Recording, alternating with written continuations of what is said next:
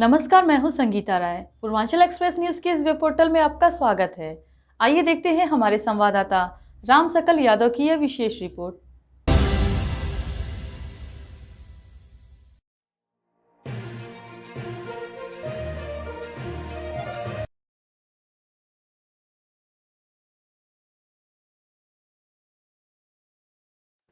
आजमगढ़ के रंगमंच के 90 साल पूरे होने पर सूत्रधार संस्थान ने एक नया अभियान घर में आंगन में रंगमंच शुरू किया।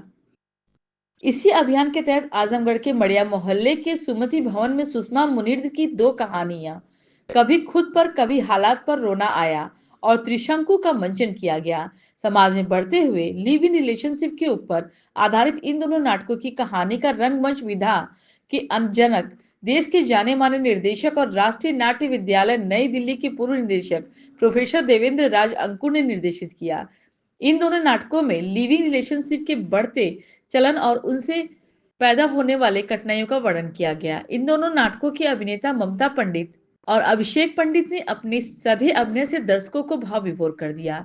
अभिषेक पंडित ने बताया कि 2005 में आजमगढ़ रंग महोत्सव आरंभ शुरू हुआ था। यह उसका 20वां वर्ष है। इसके उपलक्ष्य में 22 से 25 दिसंबर तक तरुण इन होटल में नवनिर्मित लॉन में सूत्रधार संस्थान कहानियों का रंगमंच आयोजित करेगा। यह आयोजन कहानी के रंगमंच विधा पर केंद्रित होगा, जिसमें प्रोफेसर देवेंद्र राज अंकुर के निर्देशन में कुल 4 कहानियों का मंचन किया जाएगा। इसका आयोजन हिंदी पट्टी की ख्याति लब्ध नाट्य संध्या सूत्रधार द्वारा किया जाएगा। देखिए, समाज को बदलाव लाने की जो तमाम माध्यम है, उनमें सबसे जो सशक्त माध्यम है वो रंगमंच है, नाट्य कला है। हिंदी रंगमंच में बहुत सारे प्रयोग हुए हैं, बहुत सारे विधान हैं। उस श्रेणी में एक नए रंगमंच की विधा उभरी है जिसको कहानी का रंगमंच कहा जाता है। इसमें कहानी को जस का तस बोलते हुए अभिनेता दृश्य बनाते हैं, भाव ले आते हैं, अभिनय करते हैं। तो इसका एक अभ्यास प्रस्तुति हम यहाँ कर रहे हैं, जो कि प्रोफेसर देवेंद्र राज अंकुर राष्ट्रीय विद्यालय के पूर्व निदेशक और कहानी के रंगमंच के जनक हैं, और उनके निर्देशन में हम लोग कर रहे हैं।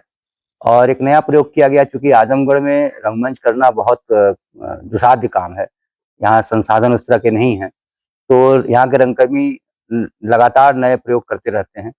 तो समाज के साथियों का सहयोग मिलता है। आज उसी क्रम में भाई ब्रिजेश यादव जी के घर पे हम लोग आए हैं, और यहाँ पे हम लोग इनके इस प्रांगण में अपने कुछ सुधी दर्शकों, मित्रों और नाट्य कला में रुचि रखने वाले दर्शक वृंद के सामने एक प्रस्तुति करने वाले हैं, जो कि सुषमा मुनिर्द जी की कहानी है। और 2 कहानियां हैं। पहली कहानी है कभी खुद पर तो कभी हालात पर रोना आया। दूसरी कहानी है त्रिशंकु। दोनों कहानियों का जो थीम है वो है लिव इन रिलेशनशिप या एक्स्ट्रा मैरिड अफेयर्स जो होते हैं। तो इसी की प्रस्तुति है। दोनों कहानियां एक साथ करेंगे, और 2 अभिनेता हम लोग मंच पे हैं, ममता जी और मैं। और इसके अलावा जो है हमारे 2 सहयोगी हैं, सत्यम कुमार और नेहा जी। इस कहानी के माध्यम से आप क्या संदेश देते हैं आपके युवा को? देखिए, अच्छी कला वो होती है जिसमें कुछ मैसेज हो, कुछ संदेश हो, जिससे समाज को कुछ मिलता हो। तो नाटक कला या रंगकर्मी जिस विधा से जुड़े हैं, इनका उद्देश्य है समाज में जो बुराइयां हैं उनको सबके सामने ले आना। आज एक ज्वलंत प्रश्न है लिव इन रिलेशनशिप। भारत का कानून इसकी इजाजत देता है, लेकिन हमारा समाज इसे मान्यता नहीं देता है। तो इन्हीं दोनों द्वंद्व के बीच में जो जीवन का जो ऐसे हालात में जो जीवन घटित होता है, जो घटता है, उसको हम पूरी सच्चाई और ईमानदारी से दिखाने का प्रयास कर रहे हैं। यह नाट्य मंचन कब से शुरू होगा और कब तक चलेगा? ये तो हमारी प्रस्तुति है, 1 घंटे की प्रस्तुति है।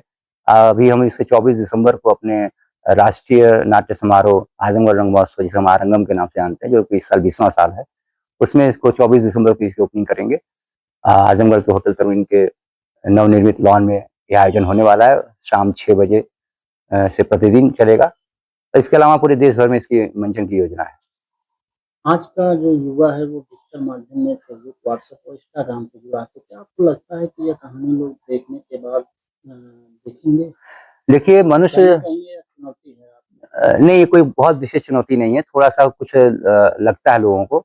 मनुष्य अपनी जड़ों को अभी कभी नहीं छोड़ सकता। सिनेमा का जो इतिहास है, स्क्रीन का इतिहास, उसको सिर्फ अभी 125 साल हुए हैं, और नाटक जो है 5000 साल पुरानी विधा है। तो जो विधा 5000 साल में नहीं खत्म हुई, वो 100 साल, 150 साल की व्याधि में या व्यवधान है इसमें खत्म नहीं हो सकती। इसकी अलग विधा है, reels, TV serials, YouTube channels या सिनेमा या ओटीटी, ये सब भी रचनात्मक माध्यम है और इनके आने से भी कहानी, अभिनय आदि कला को विस्तार मिला है। उसी क्रम में हम लोग भी प्रयास कर रहे हैं, जैसे आज इस घर में हम कर रहे हैं नाटक, कि हम सहज रूप से नाटक लोगों के सामने लेकर जाएं।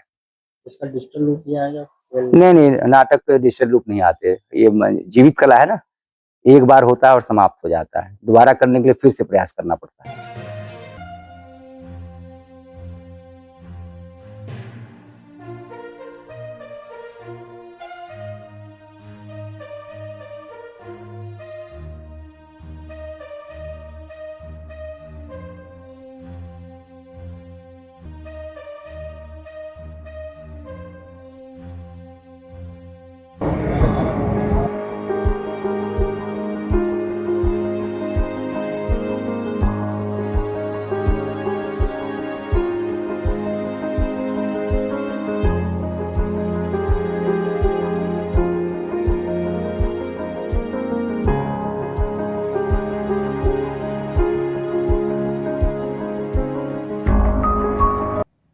अगर आपको हमारी खबर पसंद आई हो तो हमारे चैनल को लाइक, सब्सक्राइब और शेयर जरूर करिए।